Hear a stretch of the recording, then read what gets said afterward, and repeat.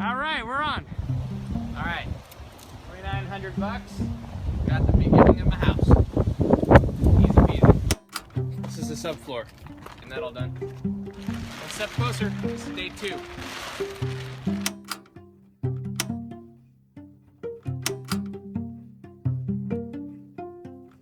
All right, guys, really quick 15-second tour. House, doorway, loft upstairs, that's the peak, kitchen, bathroom area right there.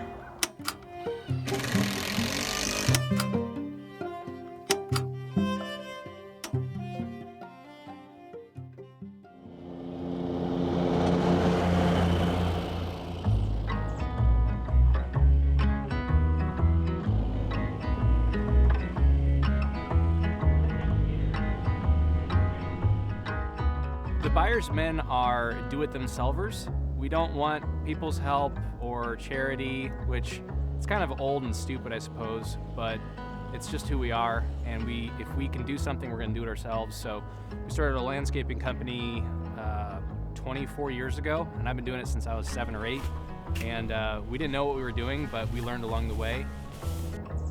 And there is zero stress in this job, and that's what life is about for me, is calm, no stress, just chill. I always wanted to be self-reliant.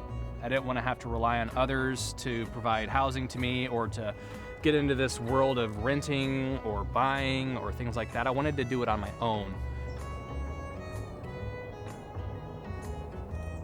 When it came to financing the tiny house and all of that, because it cost about $15,000 and I don't have $15,000 to just fork over, what I ended up doing was getting an idea in my head of, all right, what's feasible? I can spend X amount of money every month toward a house that I don't really care for, and most of that money is, pissed away toward interest, and I'm never gonna see that again. It's a waste of money.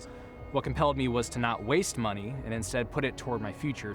To have the freedom to build a house, start a life with someone, and not have any debt, that's not normal nowadays. I wanted to see what would happen if we did that. I started building the house back in 2014, and we had it structurally finished within about a year. All in all, it took about 2 years from start to finish, and then the remodeling of the inside took 6 months, so 2.5 years. I definitely had advice along the way from a bunch of people, but I wanted to do it myself, and if I made mistakes, they were my mistakes, and there are plenty of mistakes in that house. When I'm in the kitchen and I see this little section behind the countertop that kind of looks ugly to the typical person, I think, no, that's when I nearly broke my hand trying to get that installed. I like that memory. It's a good mistake. And so the house is filled with little memories or mistakes like that. Not everything goes according to plan. For me, it was a really nice way to learn that, and it was humbling, because I'm like, wow, that was stupid. I should not have done that, because that was a shortcut that I should not have taken, and it led to this stupid mistake. And then I'd have to fix it. I did, and I didn't repeat it. One of the problems was that we had to deal with rain. When you're building a house outside in the elements, and you can't build it all immediately, you have to build it over 2.5 years, you're gonna get water on stuff that shouldn't have water on it. What was once beautiful, clean wood now had moldering in this area because there's no sun here.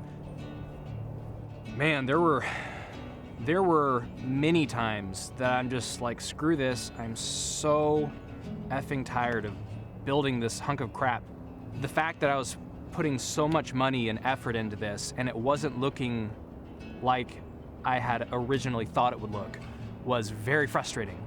This whole experiment of a tiny house was at times just a few steps from crumbling down.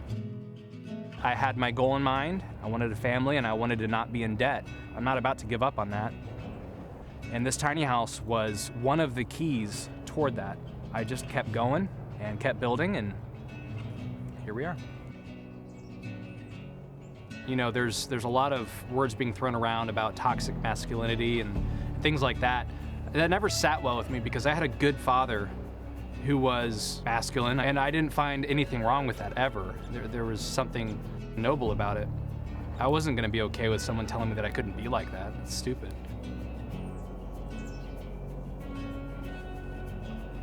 Being from Iowa, we didn't have a lot of money.